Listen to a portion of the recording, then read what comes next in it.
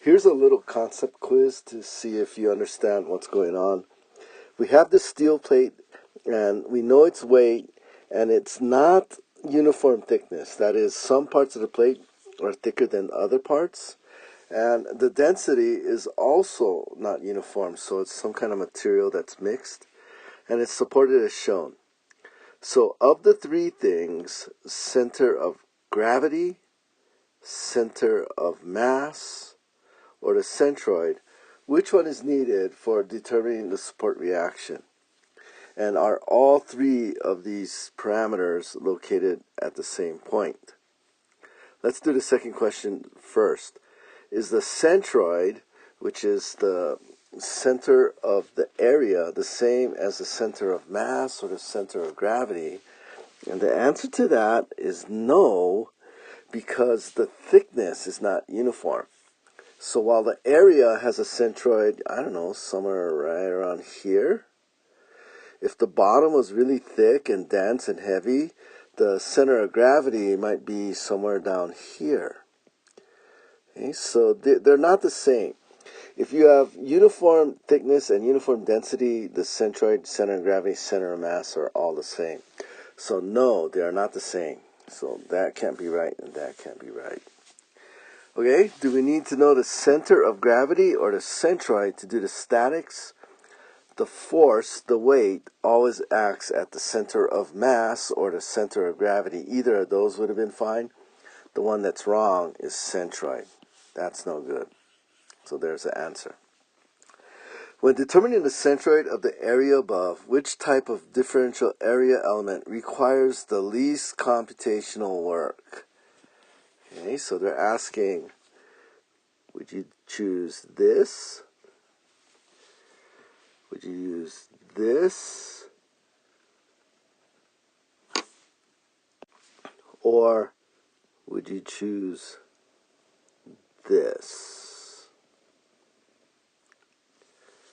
It's a matter of preference, but I think I'm going to pick the vertical one because its center of mass, I know it's going to be right there every time.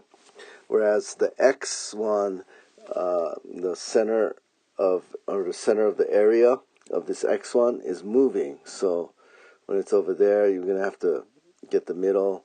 You'll have to get the right side of that horizontal strip, figure out the left side from the equation, and average those. Whereas this vertical strip, the X bar is right wherever X is, and the Y bar is 0. It's symmetric there. I guess you could do the polar one, but to find, I don't know offhand if I have that. I don't know what a centroid of that little differential area is. I would say the vertical one is the easiest. Here's a problem that we are supposed to do together in class, but we're going to do our homework in class, so I'll work through this one on YouTube.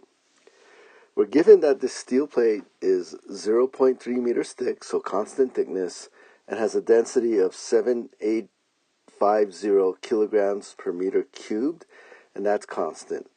So in this case, the center of gravity, center of mass, and centroid will all be at the same spot because it's uniform density and uniform thickness.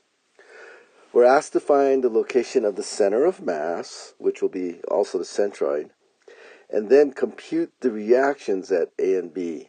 So what's the plan? Usually the plan says follow the steps. And there we go, follow the solution steps. What we're going to do first is find the center of mass. And then 2, we're going to put the weight as a load right at the center of mass. And when we have the weight at the center of the mass, we'll be able to solve for the reactions. Just draw the free body diagram, and we'll be able to solve for those three unknowns. Once we know how much this weighs and where the load is located, we can solve for the 3 unknown reactions, which, let me highlight them in orange. We need to find these 3 things after we get the weight. We're going to need to get X bar and Y bar, which means, remember, 3 integrals. We need integral x dA, integral y dA, and integral dA. Our first step is to pick a differential element, and we're going to just do this vertical rectangle like this. This area has a height of this point given by y squared equals 2x minus the lower point, which is given by y equals minus x. We're going to subtract those two and multiply by dx to get the differential area dA. And the centroid of that thin rectangle will be right here at x and at the average y. Let me draw that differential rectangle here. This height, the y is square root of 2x. This bottom height is minus x. And this point here is the average of those two, so square root of 2x minus x all over 2. And this width here is just dx. And of course, this distance to the x-coordinate is just x. We have x, we have y, and we have dA. We'll be able to get this area, and then we'll be able to do the three integrals. Remember, x dA, y dA, and just integral dA. And so what is the area, that orange area? It's the height, which is square root of 2x minus the bottom. So minus x is plus x, and times the width, dx. So there we go. We have all three things we need. We have x, y, and dA. We can do the three integrals. Let's just set up the integrals. We need x dA. There's x. I just said this is dA. We need integral dA. There's dA. And then we need y dA. So there's y. I said it's root 2x minus x over 2. Okay, and that's y. And again, here's dA and integral dA.